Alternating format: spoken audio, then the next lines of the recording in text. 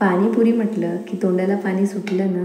तर नमस्कार मंडळी, स्वागत आहे तुमचं अस्सल मराठी रसोईमध्ये. तर आज आपण बनवणार आहोत खमंग रगडा, झणझणीत पाणी आणि गोड पाणी, अगदी बाजारसारखं चविष्ट. चला तर सर्वात आधी रगडा बनवूया. त्यासाठी अर्धा वाटी पांढरा वाटाणा मी रात्रभर पाण्यामध्ये भिजत ठेवलेला आणि सोबतच 2 बटाटे घेतले आहेत. त्यांना छान सोलून घेतलं आहे आणि त्याचे छान बारीक काप करून घेतलेले आहे. आता आपल्याला वाटाणे आणि बटाटे छान 2-3 पाण्याने स्वच्छ धुवून घ्यायचे आहे आणि कुकरला लावायचे आहे. त्यामध्ये अर्धा ग्लास पाणी घालायचं आहे, थोडं हळद घालायची आहे, थोडं मीठ घालायचं आहे आणि मंद आचेवर 3 ते 4 शिट्ट्या काढून घ्यायच्या आहे. जोपर्यंत रगडा कुकरमध्ये शिजतो आहे तोपर्यंत आपण पाणीपुरीचं झणझणीत पाणी बनवून घेऊया. त्यासाठी मी 1 कप पुदिना घेतला आहे, अर्धा कप कोथिंबीर घेतली आहे आणि आपल्याला हवं तशाप्रमाणे मिरची घ्यायची आहे. मी ते 2 मिरच्या घेतल्या आहे.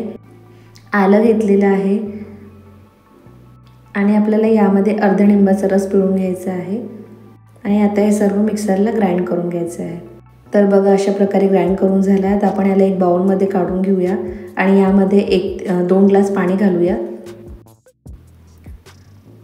तर मी इथे चिंच घेतलेली होती आणि ती 2-3 पाण्यामध्ये वॉश करून छान पाण्यामध्ये भिजत ठेवलेली होती. त्याला छान मॅश केलं आणि 4 ते 5 चम्मच घालते आहे मी यामध्ये. अर्धा चम्मच मी काळा मीठ घेतलेला आहे आणि एव्हरेस्टचा पाणीपुरी मसाला घेतलेला आहे, मी तो 1 चम्मच घालते आहे. अर्धा चम्मच चाट मसाला घालते आहे आणि ते छान मिक्स करून घ्यायचं आहे. थोडा अर्धा चम्मच साखर हवी असेल तर तुम्ही घालू शकता. मी इथे घातलेली आहे अर्धा चम्मच साखर. तुम्हाला हवं असेल तर तुम्ही हे पाणी गाळून पण घेऊ शकता किंवा नाही पण गाळून घेऊ शकता. मला गाळायचं होतं कारण की मला ते जे मिक्सचर आहे ते रगड्यासाठी यूज करायचं आहे, म्हणून मी ते पाणी गाळून घेतलेलं आहे. तर झालं तर आपलं झणझणीत पाणीपुरीचं पाणी रेडी. तर आता आपण गोड पाणी बनवून घेऊया. गोड पाण्यासाठी मी जे आधी आपण तिखट पाणी बनवलं होतं त्याचमधलं 2 चम्मच पाणी घेते आहे. थोडं साधं पाणी घालते आहे, गूळ घालते आहे, मीठ घालते आहे, चाट मसाला, पाणीपुरी मसाला आणि थोडं चिंचेचं पाणी घालते आहे. झालं तर मग अशा प्रकारे आपलं गोड पाणी रेडी. तर बघा किती छान प्रकारे आपले वाटाणे आणि बटाटे मऊ शिजलेले आहे. तर आपण याला छान मॅश करून घ्यायचं आहे. तर आपण इथे गॅसवर कढई ठेवलेली आहे. त्यामध्ये बटाटा आणि वाटाण्याचं जे मिक्सचर होतं मॅश केलेलं ते घालायचं आहे आणि आपण जे पाणी गाळून घेतलेलं आहे त्याचं जे मिक्सचर होतं ते घालायचं आहे.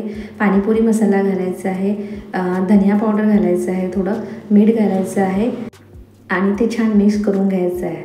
झाला तर मग आपला खमंग रगडा तयार. कुणाला रगडा घातलेली पाणीपुरी आवडतात तर कुणाला बटाटा घातलेली पाणीपुरी आवडतं. मला तर रगडा घातलेली पाणीपुरी जाम आवडते. तुम्हाला कुठली आवडतं तर कमेंट करून नक्की सांगा. जर आजची ही रेसिपी तुम्हाला आवडली असेल तर लाईक करा, शेअर करा आणि हो, अस्सल मराठी रसोई चॅनलला सबस्क्राईब करायला विसरू नका. चला तर पुन्हा भेटूया अशाच एका नवीन चविष्ट रेसिपीसोबत. धन्यवाद.